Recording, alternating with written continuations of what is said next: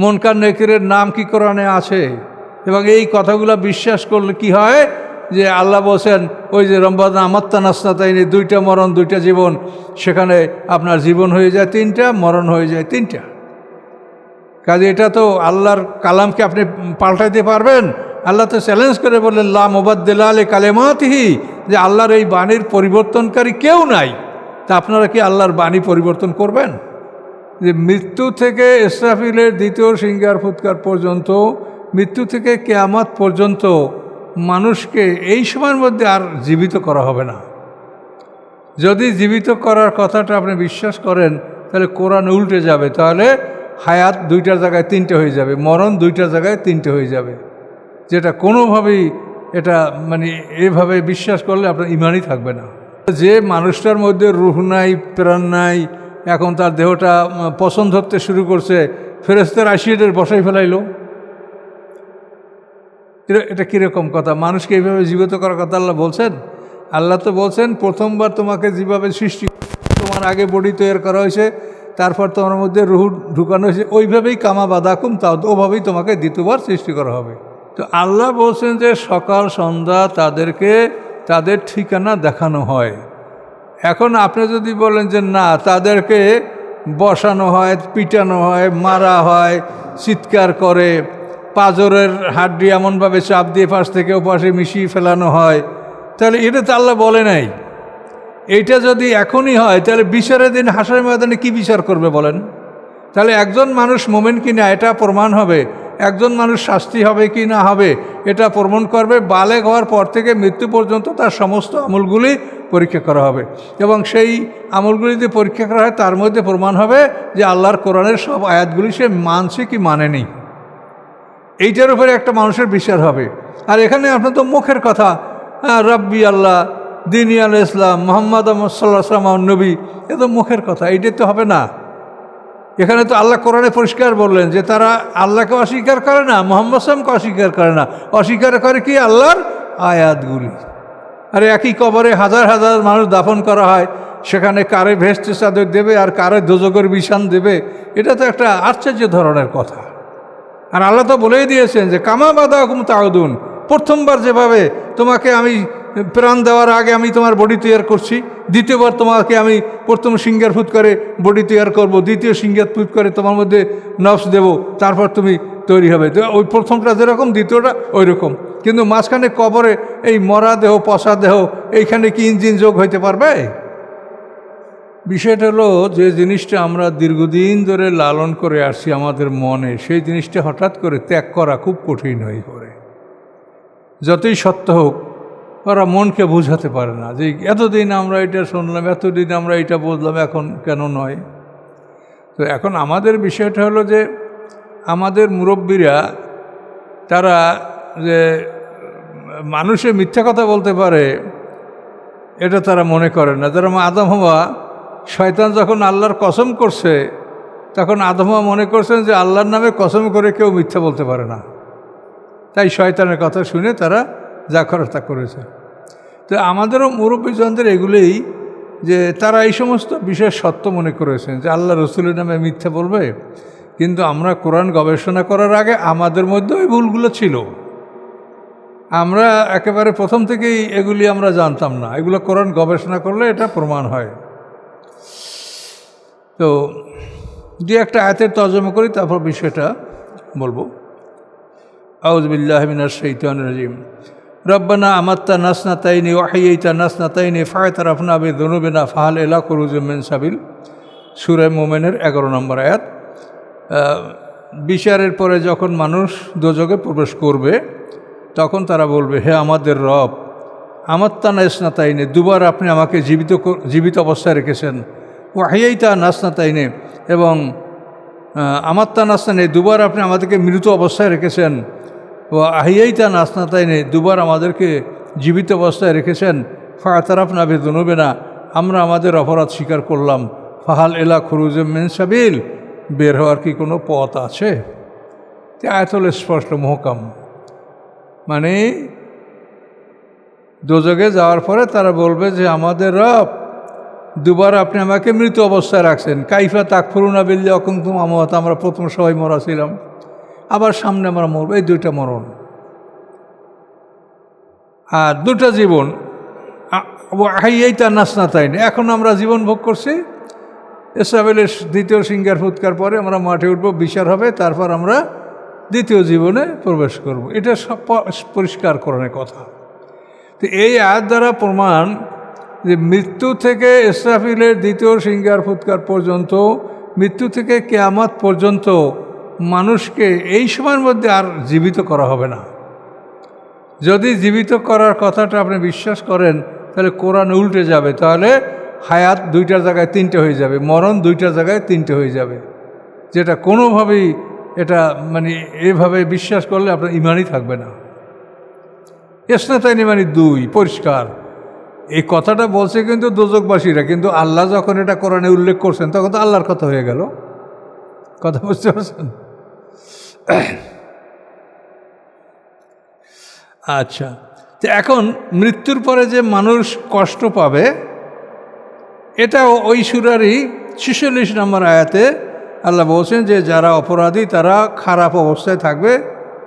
হ্যাঁ, এই আয়াতটা হলো সূরায়ে গাফের। এই যে দেখেন, আমরা ভুল না করেন, এই সূরাটার মোমেনও এই সূরাটার নাম আর গাফের নাম, দুটা নাম। মোমেনুন না, মোমেনুন তো 18 পড়ায়। আর নার ইউরাজুন আলিয়া গদুম আসিয়া, আগুন আর নারও আগুন, ইউরাজুন আলাইহা উপস্থাপন করা হবে তাদেরকে আগুনের সামনে, গদুম আসিয়া সকাল এবং সন্ধ্যায়। ওয়াইয়ামা তাকুমুস সাআত, এবং যেদিন অনুষ্ঠিত হবে কিয়ামত, সেদিন আল্লাহ বলবেন আদখিলু আলা ফেরাউন আসাদ্দাল আযাব, যে ফেরাউন সম্প্রদায়কে কঠিন শাস্তির মধ্যে প্রবেশ করাও। তাহলে এখান থেকে বোঝা যাচ্ছে যে মৃত্যুর পরে যে আল্লাহ তাআলা মানুষকে বরজাকে রাখবেন, এ সময় অপরাধীরা শাস্তি ভোগ করবে, কিন্তু সেটা কঠিন শাস্তি না, পরিষ্কার। আদখিলু আলা ওয়াইয়ামা তাকুমুস সাআত, সামান কিয়ামত, কিয়ামত যখন অনুষ্ঠিত হবে, আদখিলু আলা ফেরাউন আসাদ্দাল আযাব, আল্লাহ ফেরেশতাদেরকে বলবেন যে ফেরাউন সম্প্রদায়কে কঠিন শাস্তির মধ্যে প্রবেশ করাও। তাহলে কঠিন শাস্তি এই বরজাকে হবে না। এটা দেহ থেকে, আমাদের যে মাটির তৈরি দেহ, পদার্থের দেহ থেকে স্পিরিচুয়াল দেহ যেটা নফস এবং রূহ, এটা পৃথক করে ফেলানো হবে, দুটো দু জায়গায় রাখা হবে। আমাদের দেহটা মাটির মধ্যে থাকবে, আর ওটা আল্লাহ তাআলা বরজাকে রাখবেন। কোথায় রাখবেন, বরজাকটা কি পর্দার আড়ে জগৎ, এর কোনো ব্যাখ্যা আমাদের কাছে নাই। কিন্তু ওখানে যারা অপরাধী তারা ভালো থাকবে না। এখন এই যে আর নারও ইউরাজুন আলাইয়া গদুম আসিয়া, সকাল সন্ধ্যায় তাদেরকে তাদের আগুনের ঠিকানাটা দেখানো হবে। তো এইটার সম্পর্কে দেখেন, রাসূলের হাদিস স্পষ্টভাবে এই আয়াতের সাথে রাসূলের হাদিস আছে, সেটা আপনি দেখেন।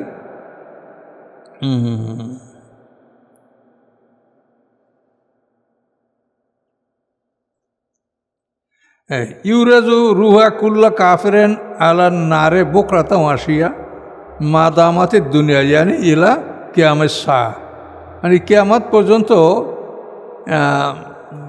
কাফেরদের দেহগুলিকে সকাল সন্ধ্যায় আগুনের সামনে উপস্থাপন করা হবে। এটা হাদিস ফিস সহিহাইনে, মানে এই হাদিসটা বুখারী মুসলিম দুটার মধ্যেই আছে। এখন এই বুখারী মুসলিমের হাদিসটা দেখেন, আন আব্দুল্লাহ ইবনে ওমর রাদিয়াল্লাহু আনহু, আব্দুল্লাহ ইবনে ওমর খুব বিখ্যাত সাহাবী, আন্না রাসূলুল্লাহ সাল্লাল্লাহু আলাইহি ওয়াসাল্লাম কলা, নিশ্চয়ই রাসূল সাল্লাল্লাহু আলাইহি ওয়াসাল্লাম বলেছেন, ইন্না আহাদাকুম ইযা মাতা, নিশ্চয়ই তোমাদের কেউ যখন মারা যায়, তো ওরাজা আলাইহি মাকাদহু, উপস্থাপন করা হয় তার সামনে তার ঠিকানা, বেল গাদাতে ওয়াল আসিয়ে, সকালে এবং সন্ধ্যায়। এনকান আমেন আহলেল জান্নাতে ফামেন আহলেল জান্নাত, যদি সে জান্নাতি হয় তবে তাকে জান্নাতের ঠিকানা দেখানো হয়। ও এনকান মেন আহলেন নার, এবং সে যদি আগুনের অধিবাসী হয়, ফামেন আহলেন নার, তাহলে তাকে আগুনের ঠিকানা দেখানো হয়। ফায়ুকারুল, এবং তাকে বলা হয় হাজা মাকা দুকা, এই হচ্ছে তোমার ঠিকানা। হাত্তা ইয়াবাসাকাল্লাহু ইয়াউমাল কিয়ামা, অর্থাৎ কিয়ামতের দিন যখন তোমাকে তোলা হবে, তখন তোমাকে এই ঠিকানায় পৌঁছিয়ে দেওয়া হবে। তাহলে এই হাদিস এবং কোরআনের আয়াত সম্পূর্ণ হুবহু মিল আছে এবং এই হাদিসটা বুখারী মুসলিমে বর্ণিত আছে।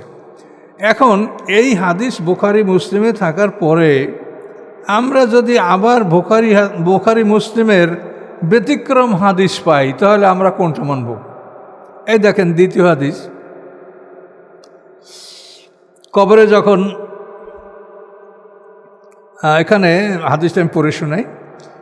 আনাসেন কলা কলা রসুল্লাহ সাল্লাল্লাহু আলাইহি সাল্লাম ইন্নাল আবদা ইযা উযিয়া ফি কবরি, নিশ্চয়ই বান্দাকে যখন কবরে রাখা হয়, ও তাওয়াল্লা আনহু আসহাবহু, এবং তার সঙ্গী সাথীরা তার থেকে চলে যায়, তো ইন্নাহু নিশ্চয়ই লা ইয়াসমাউ কারা নেয়ালিম, এই মুর্দা ব্যক্তি তাদের জুতার আওয়াজ শুনতে পায়। এমন অবস্থায় আতাও মালাকানে, দুইজন ফেরেশতা তার কাছে আসে, ফায়ুক এদানিহি, তাকে বসায়া ফায়ুকুলানে, তাকে বলে মা কুনতা তাকুলু ফি হাজার রাজুল, এই ব্যক্তিকে তুমি কি বলতেছিলে? তাহলে যে মানুষটার মধ্যে রূহ নাই, প্রাণ নাই, এখন তার দেহটা পছন্দ ধরতে শুরু করছে, ফেরেশতার আসিয়েটের বসাই ফেলাইল। এটা কীরকম কথা? মানুষকে এইভাবে জীবিত করার কথা আল্লাহ বলছেন? আল্লাহ তো বলছেন প্রথমবার তোমাকে যেভাবে সৃষ্টি, তোমার আগে বডি তৈরি করা হয়েছে, তারপর তোমার মধ্যে রুহ ঢুকানো হয়েছে, ওইভাবেই কামা বাদাকুম, তাও ওভাবেই তোমাকে দ্বিতীয়বার সৃষ্টি করা হবে। এরকম একটা মরা মানুষ যার দেহের মধ্যে কিছু নাই, সে পছন্দ করেছে, ফেরেশতা এসে তাকে বসাই ফেলাইল। মা কুনতা তাকুলু ফি হাজার রাজুল, এই ব্যক্তির সম্বন্ধে আমি কী বলতেছিলে, মানে এই মুহাম্মাদের, এই মুহাম্মদ সাল্লাল্লাহু আলাইহি ওয়াসাল্লাম সম্পর্কে। অথবা ফাম্মাল মোমেনও ফায়াকুল, মোমেন বলবে আশহাদু আন্নাহু আব্দুল্লাহ, আমি সাক্ষী দিচ্ছি সে আল্লাহর বান্দা ও রসুলু এবং তার রাসূল। ফায়ুকাল্লাহু উনজুর, তাকে বলা হবে তুমি তাকাই দেখো তোমার ঠিকানা আগুনের দিকে, আবদালাকাল্লাহু বি মাকাদাকা মিনাল জান্নাহ, তোমাকে আল্লাহ তাআলা আগুনের ঠিকানার পরিবর্তে জান্নাতের ঠিকানা বদলি করে দিয়েছেন। ফায়ারাহুমা, সে জান্নাত জাহান্নাম দুইটাকে দেখবে। আম্মাল মুনাফিকু, অথবা যে মুনাফিক কাফের, ফায়ুকাল্লাহু, তাকে বলা মা কুনতা তাকুলু বি হাজার রাজুল, এই ব্যক্তির সম্পর্কে তুমি কি বলতেছিলে? ফায়াকুলু, সে বলবে লা আদরি, আমি জানি না। কুনতু আকুলু মা ইয়াকুলুন নাস, মানুষ যা বলে আমিও তাই বলছিলাম। ফায়ুকাল্লাহু লা, তাই বলছে না, লা দারাইতা ওলা তালাইতা, তুমি পড়ো নাই, তেলাওয়াত করো নাই।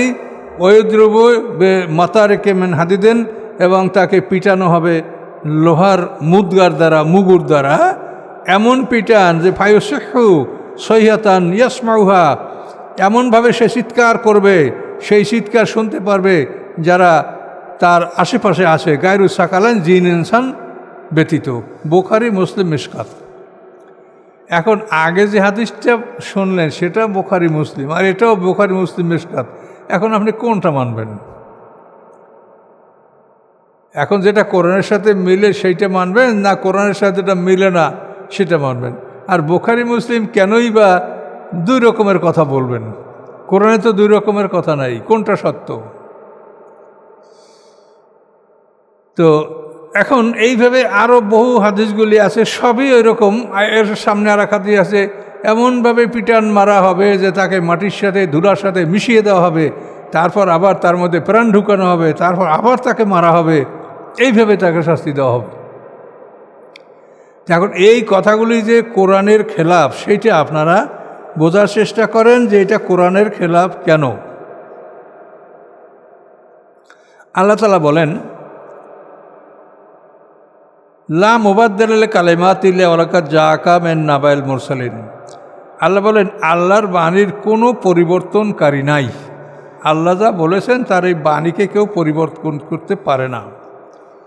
লা মুবাদ্দিলা লিকালিমাতি ওয়া লান তাজিদা মিন দুনি মুলতাহাদা, আপনি আল্লাহর বাণীর কোনো পরিবর্তনকারী আপনি পাবেন না, এবং আল্লাহ ছাড়া আপনি কোনো আশ্রয়স্থলও পাবেন না। তা আল্লাহর বাণীর কোনো পরিবর্তন নাই, এটা আল্লাহ কোরআনে ঘোষণা। বহু আয়াত, দুইটা আমি তুলছি, বহু আয়াত আছে। তো আল্লাহ বলছেন যে সকাল সন্ধ্যা তাদেরকে তাদের ঠিকানা দেখানো হয়। এখন আপনি যদি বলেন যে না, তাদেরকে বসানো হয়, পিটানো হয়, মারা হয়, চিৎকার করে, পাঁজরের হাড্ডি এমনভাবে চাপ দিয়ে পাশ থেকে ওপাশে মিশিয়ে ফেলানো হয়, তাহলে এটা তো আল্লাহ বলে নাই। এইটা যদি এখনই হয় তাহলে বিচারের দিন হাসরের ময়দানে কি বিচার করবে বলেন? আল্লাহ বিচারের জন্য একটা দিন ধার্য করছে, যেটা আপনি সূরা ফাতিহাই আপনি পেয়েছেন কি, তিনি মালিকি ইয়াউমুদ্দিন। ইয়ম মানে কি একদিন, আর বহু বছর কি আইয়াম। তো ইয়াউমুদ্দিন মানে একটা দিন, ইয়ম এক বছর, আইয়াম বহু বছর। আইয়াম তো বলেন একদিন, একটা দিনে তিনি বিচার করবেন 50,000 বছরের সমান একটা দিন, এটা কোরআনে বলা আছে। তিনি বিচার করবেন, বিচারের পরে কঠিন শাস্তি যার যা হয় সেটা সে ভোগ করবে। এবং এই যে ঠিকানা তাদেরকে দেখানো হয়, এই ঠিকানায় তাকে পাঠানো হবে। দেখেন আল্লাহ ন্যায় বিচারক। তো এখানে কবরের যে মারার কথা বলা হলো, এখানে কিন্তু সবাইকেই কি পাঁজরের হাড্ডি মিশিয়ে ফেলানো হবে? অপরাধী যারা তারা সবাই তো সমান অপরাধী না। তাহলে এখানে যা বলা হলো এতে তো পৃথক করা হইলো না, মানে সবাইকেই কি হাড্ডি একেবারে গুঁড়ো গুঁড়ো করে ফেলাইবে, সবাই কি মারিয়ে ফেলানো হবে এরকম পিটাইয়া? অপরাধী কি সব সমান? কিন্তু কোরআনে আল্লাহ যেটা বলছেন সেটা দেখেন, এত সুন্দর আপনি যুক্তিসঙ্গত, যে প্রত্যেকটা মানুষকে তার ঠিকানা দেখানো হবে। তাহলে যে পরিমাণ অপরাধ করেছে, যে পরিমাণ ভালো করছে, যে মধ্যে ওই অনুযায়ী তার বাড়ি, ওইটাই তাকে দেখানো হবে। তাহলে এখানে কিন্তু তার উপরে ন্যায় বিচার করা হলো। আর এখানে যেটা আপনারা বলছেন তাতে তো কারো বলেন নাই যে এর মধ্যে সবাইকে হাড্ডি গুঁড়ো গুঁড়ো করা হবে, সবাইকে পিটানো হবে। এটা তো কমন কথা বলা হলো কবরে। এই জন্য আল্লাহ বলেন যে আমার এই বাণীর কোনো পরিবর্তন নাই। আল্লাহ কোরআন পাকে যে কথাগুলি বলেছেন, এই কথার পরিবর্তনকারী কেউ নাই, কেউ এটা পরিবর্তন করতে পারে না। কিন্তু আপনারা যদি এই হাদিসগুলি মানেন, তো আল্লাহর কোরআন তো উল্টে যাচ্ছে। আচ্ছা, এখানে আরও একটা গুরুত্বপূর্ণ বিষয় আছে যে মান রব্বুকা, তোমার রবকে আল্লাহ, তোমার দিন কি ইসলাম, তোমার নবীকে মুহাম্মদ সাল্লাল্লাহু আলাইহি ওয়াসাল্লাম। এই কথায় তো কোনো বিচার হয় না। তার কারণ কোরআন পাকে আপনি দেখেন, কোরআন পাকে আল্লাহ তাআলা পরিষ্কারভাবে আল্লাহ তাআলা বলেছেন সূরা আনামে 33 নম্বর আয়াত। এখানে আল্লাহ তাআলা বলেছেন ফাইন্নাহুম লা ইউকাযযিবুনা ওয়ালাকিন্না যালিমিনা বিআয়াতিল্লাহি ইয়াজহাদুন, এই একটা আয়াত। আর অন্য একটা আয়াতে আল্লাহ বলেছেন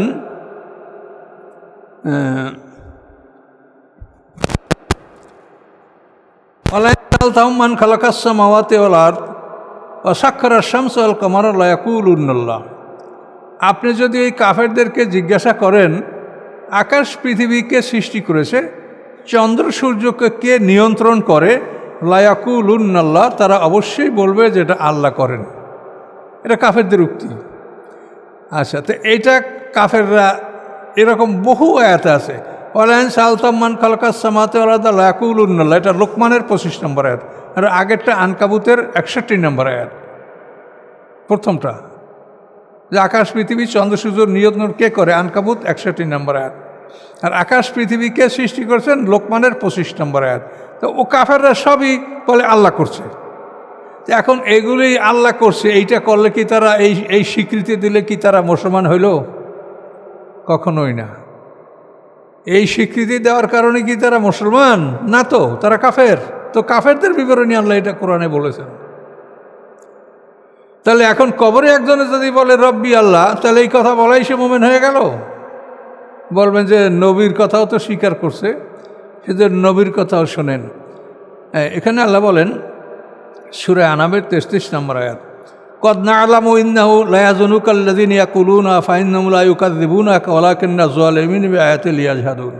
আল্লাহ বলেন আমি জানি যে তাদের কথায় আপনি কষ্ট পাচ্ছেন হে মুহাম্মদ সাল্লাল্লাহু আলাইহি ওয়াসাল্লাম, কিন্তু নিশ্চয়ই তারা আপনাকে মিথ্যা মনে করে না, বরং জালেমরা আমার আয়াতগুলিকে অস্বীকার করে। তো এই আয়াতে দেখা গেল, এটা সূরা আনামের 33 নম্বর আয়াত, যে ফাইন্নাহুম লা ইউকাযযিবুনাকা, তারা আপনাকে মিথ্যা মনে করে না। এই পিকথালের তর্জমা এখানে আমি তুলে দিছি, but they deny not the. এটা ছন্দ তো, এই জন্য but they deny not the, তারা আপনাকে অস্বীকার করে না। তাহলে তারা মুহাম্মদ সাল্লামকে অস্বীকার করে না।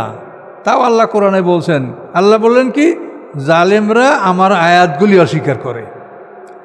তাহলে ওরা আল্লাহকেও অস্বীকার করে না, আল্লাহ এগুলো সৃষ্টি করছে তাও মানে, মুহাম্মদ সাল্লাল্লাহু আলাইহি ওয়াসাল্লামকে অস্বীকার করে না, তারাও নবী মানে যে তিনি সত্যবাদী আলামী সব কিছু ঠিক আছে, কিন্তু তারা অস্বীকার করে আমার আয়াতগুলি।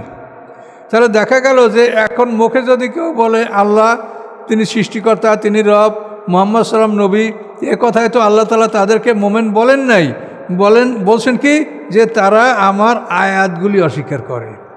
তাহলে একজন মানুষ মোমেন কি না এটা প্রমাণ হবে, একজন মানুষ শাস্তি হবে কি না হবে এটা প্রমাণ করবে বালেগ হওয়ার পর থেকে মৃত্যু পর্যন্ত তার সমস্ত আমলগুলি পরীক্ষা করা হবে, এবং সেই আমলগুলি যদি পরীক্ষা করা হয় তার মধ্যে প্রমাণ হবে যে আল্লাহর কোরআনের সব আয়াতগুলি সে মানছে কি মানেনি। এইটার উপরে একটা মানুষের বিচার হবে। আর এখানে আপনার তো মুখের কথা, রব্বি আল্লাহ, দিনী আল ইসলাম, মোহাম্মদ সাল্লাল্লাহু আলাইহি ওয়াসাল্লাম নবী, এ তো মুখের কথা, এইটাই তো হবে না। এখানে তো আল্লাহ কোরআনে পরিষ্কার বললেন যে তারা আল্লাহকে অস্বীকার করে না, মুহাম্মদ সাল্লামকে অস্বীকার করে না, অস্বীকার করে কি আল্লাহর আয়াতগুলি। এখন একটা লোক আল্লাহর আয়াতগুলি অস্বীকার করলো কি না এটি কি মন কাণ্ডকির বা কোনো ফেরেশতার জানার সাধ্য আছে? ফেরেশতারা কি গায়েব জানে?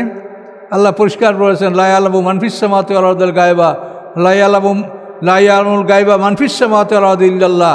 আকাশ পৃথিবীতে যারা আছে আল্লাহ ছাড়া কেউ গায়েব জানে না। তাহলে এখন এই কথা বললেই কি তারা ভেস্টের চাদর তাদেরকে কবর বিষয় দেওয়া গেল, এত সোজা হয়ে গেল, এত সস্তা? আরে একই কবরে হাজার হাজার মানুষ দাফন করা হয়, সেখানে কারে ভেস্টের চাদর দেবে আর কারে দোজখের বিছান দেবে, এটা তো একটা আশ্চর্য ধরনের কথা। কাজেই মানুষের ভালো মন্দ মরার পরে সে বরজাক পর্দার আড়ালে জগতে চলে যাবে, সেখানে তার যে শাস্তিটা কোরআনে যেটা বলা হয়েছে এবং সেই অনুসারে যে হাদিসে এইটাই সত্য। কিন্তু সে বলল আমার রব আল্লাহ, আমার দিন ইসলাম, আমার নবী মুহাম্মদ, এইটা বললেই তাকে মুমিন গ্রহণ করে তা তো না। এখানে আল্লাহ বলছেন কি, হে রাসূল আপনাকে তারা যে ডিনাই নট ইউ, তা আপনাকে তারা অস্বীকার করে না, বরং তারা আল্লাহর আয়াতগুলিকে অস্বীকার করে।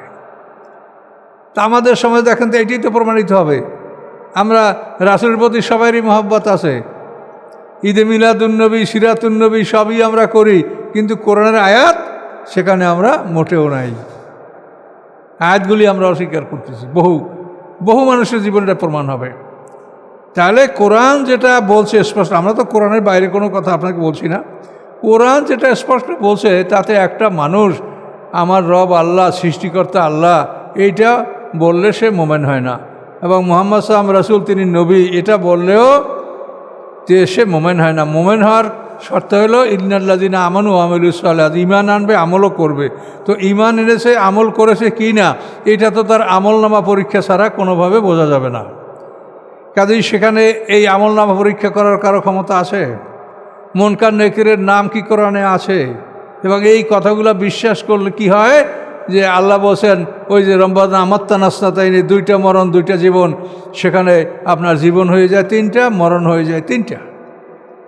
কাজে এটা তো আল্লাহর কালামকে আপনি পাল্টাইতে পারবেন? আল্লাহ তো চ্যালেঞ্জ করে বললেন লা মুবাদ্দিলা লিকালিমাতিহি, যে আল্লাহর এই বাণীর পরিবর্তনকারী কেউ নাই। তা আপনারা কি আল্লাহর বাণী পরিবর্তন করবেন? আর বুখারী শরীফের হাদিস, এখন আপনি কোনটা মানবেন? ওটাও বুখারী শরীফ বলল যে তাদেরকে সকাল সন্ধ্যা তার ঠিকানা দেখানো হয়।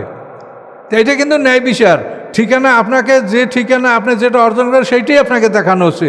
যদি সবাইকে ভয়ানক শাস্তি দেওয়া হয় তাহলে এটা তো অবিচার হইতো। কিন্তু আপনি কবরে তো সেইটা আপনি পারছেন না।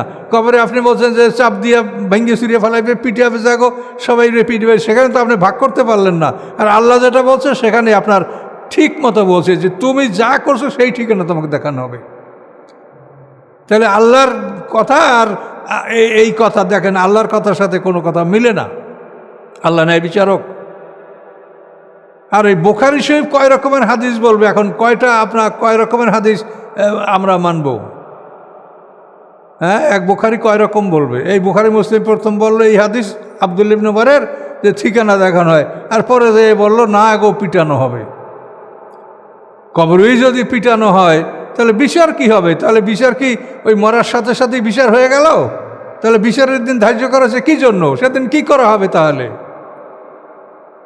কাজে এগুলি আপনারা মাথায় নেন, বিবেচনা করেন। এগুলি যতদিন ভুল বলেছেন তওবা করেন, আর যদি না করেন তা আল্লাহর কালামে যা আছে সেটাই আমাদের সবারই সেটার সম্মুখীন হতে হবে। কাজে এই জন্য এই বিষয়টা সম্পর্কে আমি বহু কথা বলেছি, আজকে আপনাদের চূড়ান্ত কথা বললাম যে মৃত্যুর থেকে কিয়ামত পর্যন্ত, অর্থাৎ দ্বিতীয়বার আমাদের হাসরের ময়দানের জন্ম, আমরা ইসলামের সিংহার ফুৎকারে আমরা দ্বিতীয় সিংহার ফুৎকারে আমরা উঠব, এর মাঝখানে মানুষের কোনো জীবিত করা হওয়ার কোনো দলিল কোরআনে নাই। আর এটা যদি আপনি হাদিস দ্বারা মানেন তাহলে কোরআন বদলি করে ফেলাইলেন আপনি। কোরআনে বলছেন জীবন দুইটা, মৃত্যু দুইটা, আপনি সেটাকে তিনটা বানাবেন, জীবিত করবে তারপর আবার মরবে। এটা কে করবে? কার ক্ষমতা আছে এইটা? কোনো ফেরেশতাই গায়েব জানে এটা? কি করে ফেরেশতারা এটা করতে পারে? আর আল্লাহ তো বলেই দিয়েছেন যে কামা বাদাকুম তাউদুন, প্রথমবার যেভাবে তোমাকে আমি প্রাণ দেওয়ার আগে আমি তোমার বডি তৈরি করছি, দ্বিতীয়বার তোমাকে আমি প্রথম সিংহার ফুৎ করে বডি তৈরি করব, দ্বিতীয় সিংহার ফুৎ করে তোমার মধ্যে নফস দেব, তারপর তুমি তৈরি হবে। তো ওই প্রথমটা যেরকম দ্বিতীয়টা ওই রকম, কিন্তু মাঝখানে কবরে এই মরা দেহ, পচা দেহ, এইখানে কি ইঞ্জিন যোগ হইতে পারবে? কাজে এই কথাগুলো আপনারা বোঝেন, কোরআনকে সামনে রাখেন, কোরআনকে পিঠের পিছনে ফেলে দিয়েন না, মহাবিপদ হবে কিন্তু। আর কোনো মানুষের বিচার এইরকম মুখামুখি হবে না। আল্লাহ সব বিধান আমাদেরকে লিখিতভাবে পাঠিয়ে দিয়েছেন এবং আমাদের যে বিচার হবে সেটা আমাদের লিখিত আমলনামা, আমরা যেটা করছি এটা লিখিত আছে, এই রেকর্ড দেখে তারপর জাজমেন্ট করা হবে। বালেগ হওয়ার থেকে মৃত্যু পর্যন্ত কি আমল মানুষ করেছে সেখানেই দেখা যাবে যে একটা লোক কোরআন কতখানি মানছে, কতখানি মানে নাই। এটা তো সহজ ব্যাপার না। কাজে এই জন্য এই বিষয়গুলি সম্পর্কে আপনারা সতর্ক হবেন। আমি কোরআনের কথা বলেছি, এখন আপনাদের ইচ্ছা, আপনারা যা করেন তাই করতে পারবেন। তো এই জন্য আমি আল্লাহর আশ্রয় কামনা করি, এছাড়া আমার অন্য কিছু করার নেই। আসসালামু আলাইকুম।